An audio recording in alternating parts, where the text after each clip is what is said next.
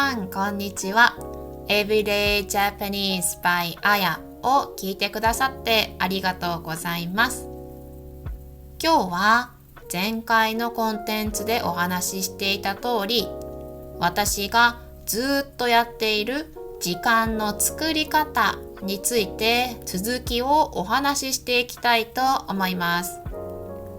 前回のコンテンツでは、私が時間を作るために、無駄にしないためにどうしてこういう活動をすると決めたのかというお話や、そのうちの一つ、やることリストの作り方だったり、そのリストの中のタスクを行動するときにどういう順番でやっているかについてお話をしました。今日はその行動指針以外で私がずっとやっていること、時間を作るためにずっとやっていることについてお話をしたいと思います。では、早速私がやっていることについてお話をしたいんですが、その前に時間を作るために一番大事だと思っていることについてお話しします。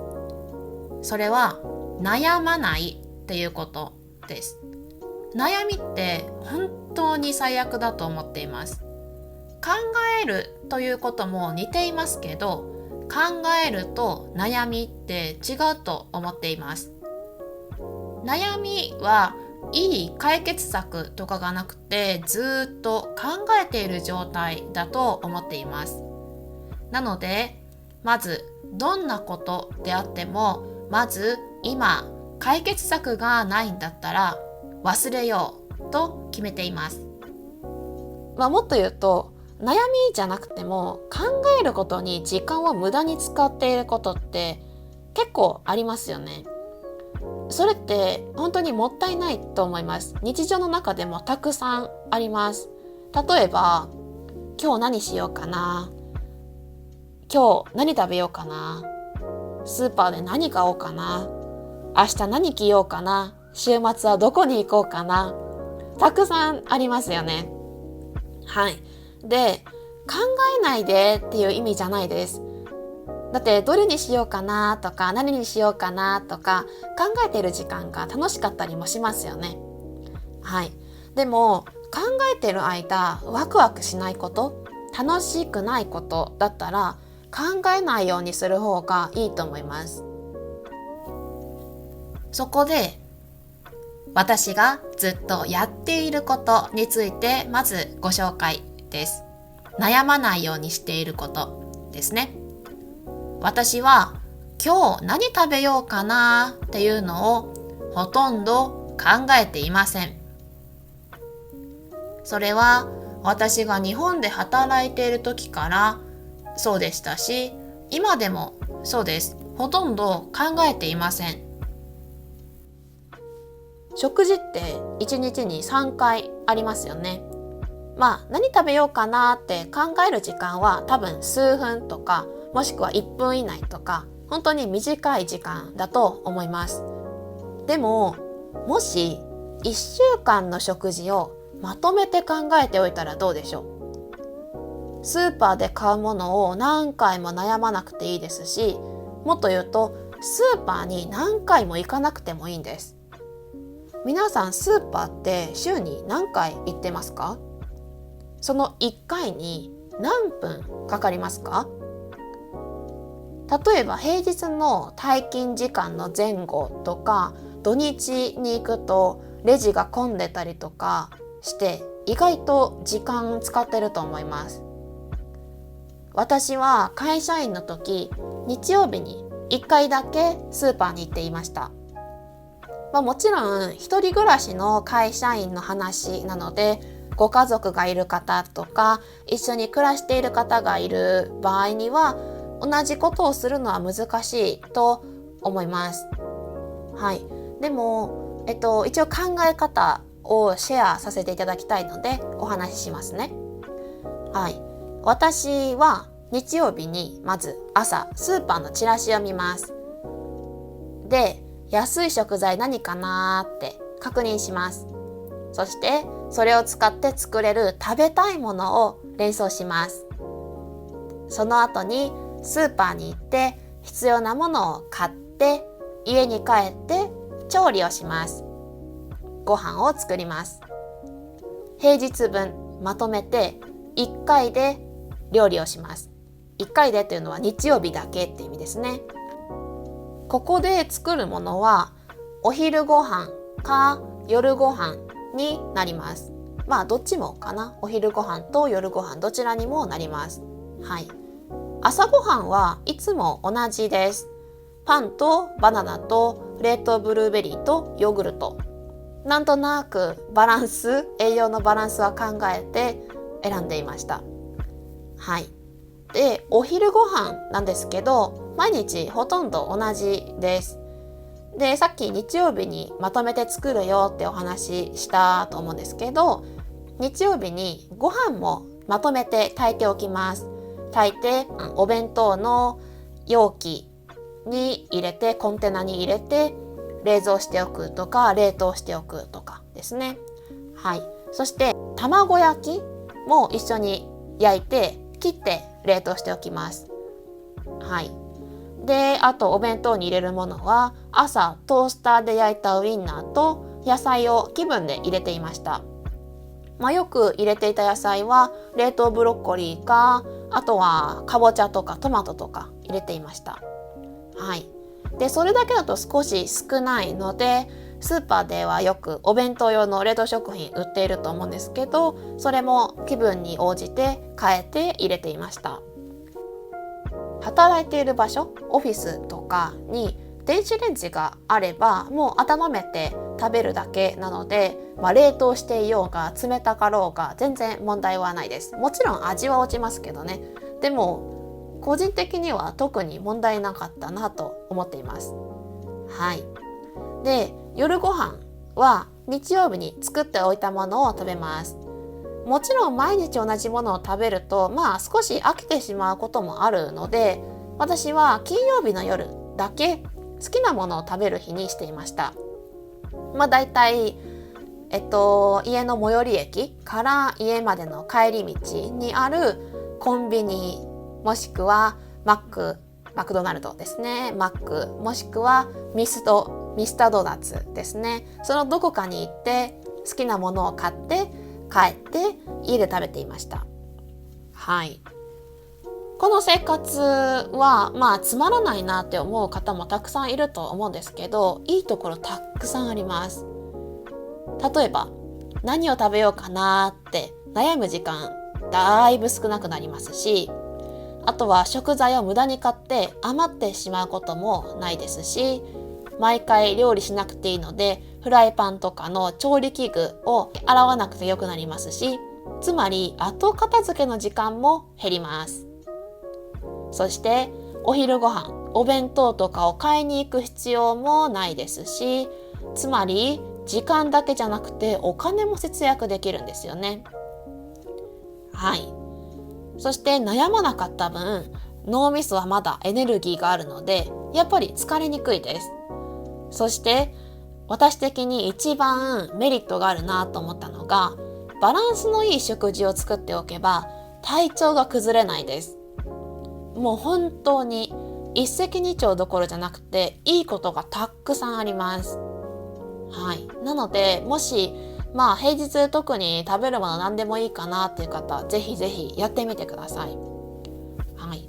ちなみに買い出しのコツ、スーパーで食材を買う時のコツなんですけど、日持ちする根菜類ですね。人参とか大根とかごぼうとか、あとはじゃがいもとか、そういうものとか、あとは余った時に冷凍できるような食材を中心に買うのがいいです。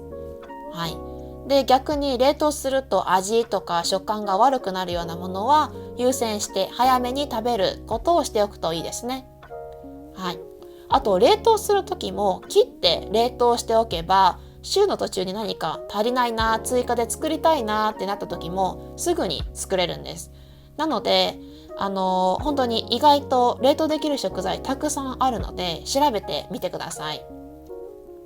ああと逆にもし作りすぎて調理済みのものが余ったなって時は、それも思い切って冷凍してみてください。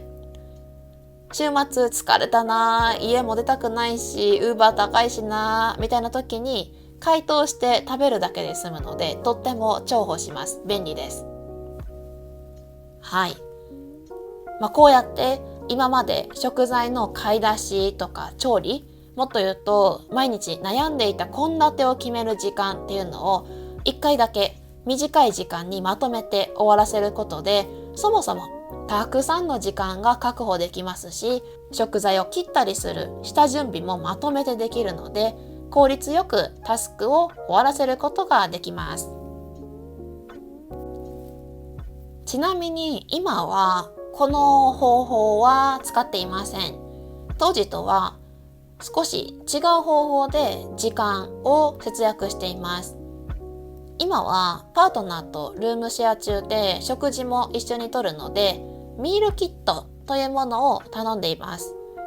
ミールキットというのは簡単に言えば食材配達サービスです。でもただの食材ではなくって5日分の献立が考えられていて、食材はすでに切られていたりとか、下準備、下味がつけられているものなので、もうあとは食べるときに焼いたり茹でたり煮たりするだけでいいものです。もし毎日同じもの食べたくないなっていう人は、こういうサービス使ってみてもいいかなと思います。はい。やっぱりスーパーで食材を揃えるよりも少し高くなりますね。はい。でも時間とか、あとは思考力ですね。この節約ができるので、十分に価値があると思います。あとは私みたいに料理があんまり好きじゃない人にもおすすめです。はい。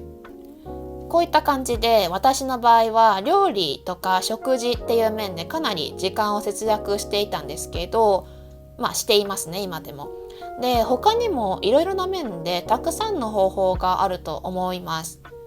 例えば服にあんまり興味がないなっていう方、でも仕事に行かなきゃいけないのでちゃんとした服を着ないといけないなんて時は、今服のサブスクリプションもありますよね。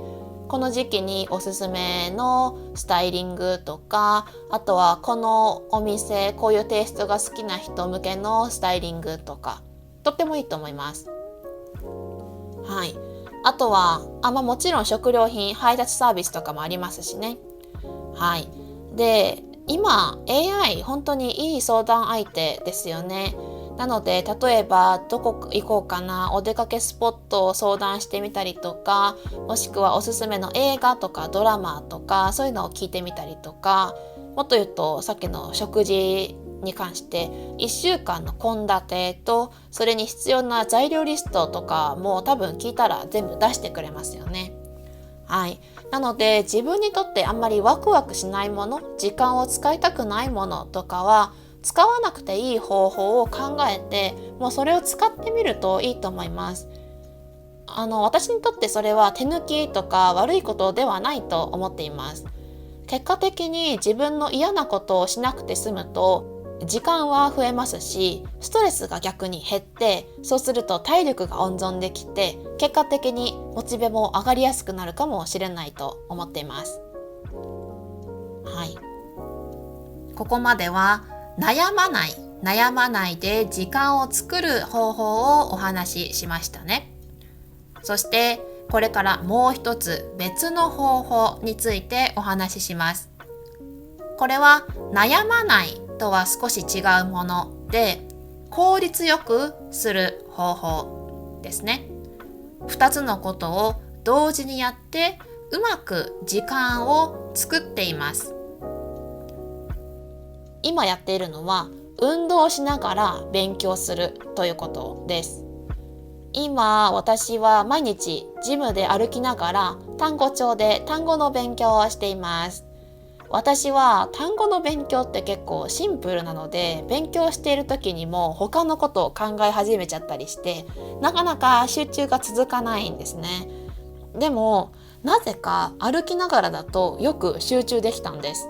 ちょっと恥ずかしいです。もちろんちょっと恥ずかしいんですけど、でも歩きながら単語帳の音声を聞きながら小さい声でシャドーイングをして勉強しています。はい。これもやっぱり椅子に座って勉強するよりも集中できますし、個人的には。はい。あとは運動も一緒にできるので健康にもよくていいことばっかりなので、もし機会があればぜひやってみてください。どうでしたか？皆さんのお役に立てそうな情報ありましたか？皆さんが何か今無駄なことに時間を使っていたとしたら、それが効率よく皆さんがやりたいことに使える時間になったら嬉しいなと思います。そして皆さんも何かおすすめの時間の作り方があれば、ぜひぜひコメントで教えてください。今回のエピソードはここまでです。最後まで聞いてくださりありがとうございました。話してほしいテーマがあれば、ぜひコメントをしてくださいね。では次のエピソードでお会いしましょう。またね。